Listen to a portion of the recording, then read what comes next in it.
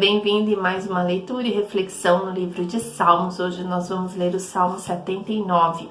E o contexto histórico deste salmo foi a queda do reino do sul de Judá diante dos babilônicos, que eram um povo inimigo do povo de Deus.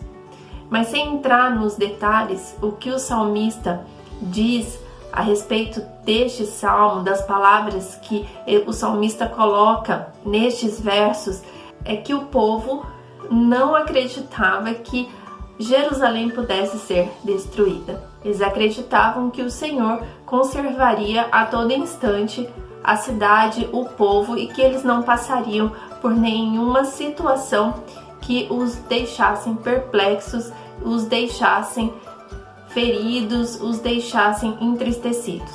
Mas aconteceu, e o salmista então diz aqui no versículo 1: Ó Deus, as nações entraram na tua herança, contaminaram o teu santo templo, reduziram Jerusalém a montões de pedras. Então ele coloca neste versículo primeiro a condição da qual o povo se encontrava, a cidade se encontrava.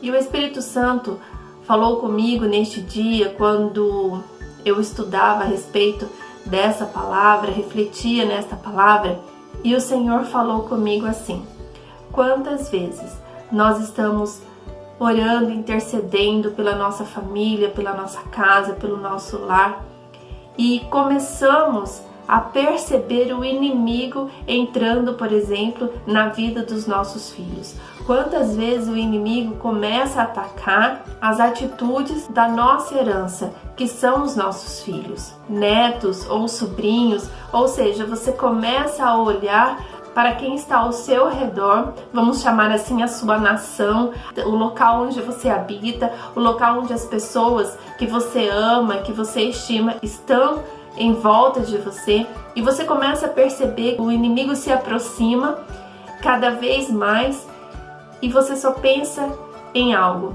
tudo será destruído. E o salmista, ele descreve exatamente isso, que o povo começa a ver a destruição de suas vidas.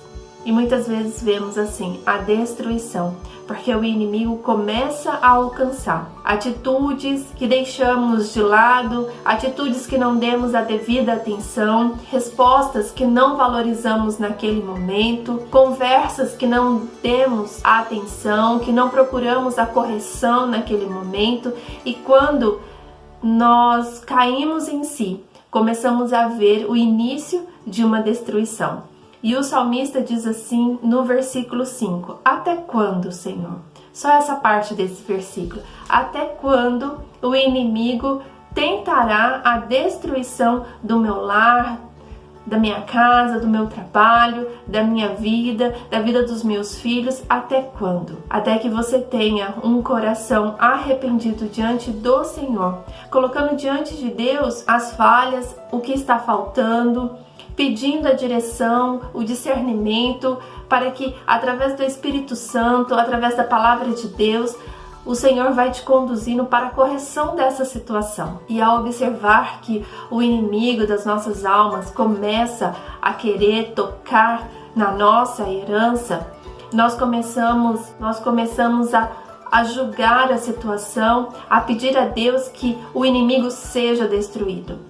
E o salmista coloca aqui no versículo 6: derrama o teu furor sobre nações que te não conhecem e sobre os reinos que não invocam o teu nome. Nós começamos a orar assim: Senhor, aquelas amizades sejam afastadas, e começamos a pedir, a clamar a Deus para que o inimigo comece a se afastar da nossa casa, do nosso lar. Por quê? No versículo 7: porque devoram a Jacó, assolaram as tuas moradas. O inimigo vem para destruir, para matar, e nós não podemos permitir que isso aconteça, porque o inimigo ele está ao derredor, mas não ao redor. Ao redor está o Senhor que nos protege, mas nós precisamos enxergar, nós precisamos dar as devidas atenções em ações da nossa herança, dos nossos filhos, da nossa casa, que estejam respondendo ao inimigo e não respondendo a Deus. E no versículo 8 diz assim: não te lembres das nossas iniquidades passadas, apresse-te e antecipem-se-nos as tuas misericórdias, pois estamos muito abatidos. O nosso coração se abate diante de uma situação que percebemos que o inimigo quer entrar, quer fazer morada e quer destruir. Mas nós precisamos levantar a cabeça, clamar ao Senhor misericórdia, clamar o amor dele, a graça dele na nossa vida, na nossa casa, para que o inimigo seja retirado da situação que você percebeu. E no versículo 9 diz assim: ajuda-nos, ó Deus da nossa salvação, pela glória do teu nome, e livra-nos e perdoa os nossos pecados por amor do teu nome. Jó, um homem citado na Bíblia, um homem íntegro, reto, justo, ele se antecipava, ele sacrificava ao Senhor, orava ao Senhor, pedindo perdão pelos filhos, caso os filhos tivessem cometido algum pecado. Antes que os filhos tivessem feito alguma coisa, ele já pedia perdão ao Senhor. Então nós precisamos colocar os nossos filhos, netos, sobrinhos, a nossa herança, a nossa casa, o nosso lar, na presença do Senhor, clamar, orar a Deus para mostrar o coração dos nossos filhos a nós, para que tenhamos uma oração direcionada e pedindo a Deus a misericórdia, o perdão, se há alguma coisa errada que esteja acontecendo, porque podemos errar.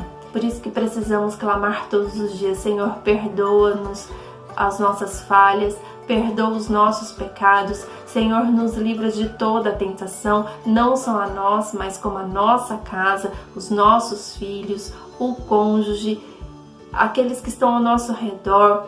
Senhor, livra-nos e perdoa os nossos pecados. No versículo 11 diz assim: chegue à tua presença o gemido dos presos, segundo a grandeza do teu braço. Preserva aqueles que estão sentenciados à morte. A situação que você percebe na sua casa só tem um fim: a morte.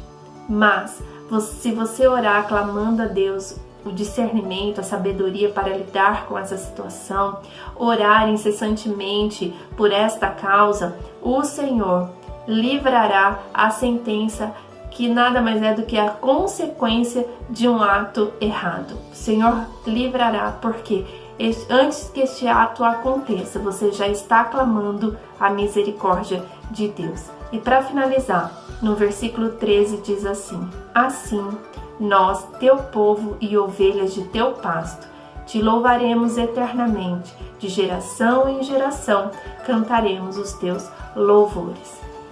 Que em seus lábios haja clamor de proteção à tua família. Você é um pilar de intercessão à sua casa, você é um pilar de oração à sua casa. Se você percebe algo ou se nada de ruim está acontecendo, mas se antecipe, proteja a sua casa com oração, pedindo a Deus a proteção, o discernimento e a sabedoria para todas as situações, para todas as ações e reações de seus filhos para com a vida, porque nós somos povo de Deus, nós somos ovelhas do pasto do Senhor, e para que nenhuma ovelha saia do aprisco, nós precisamos pedir a Deus. Por isso, seja uma mulher que proteja a sua casa, que proteja o seu lar e a sua família, clamando a Ele. Não esconda-se atrás de uma viseira que vai te fazer ter uma visão míope diante dessa situação. Se proteja, abra os seus olhos e confesse ao Senhor a sua casa. Fique com essa palavra e Deus te proteja, em nome de Jesus. Amém.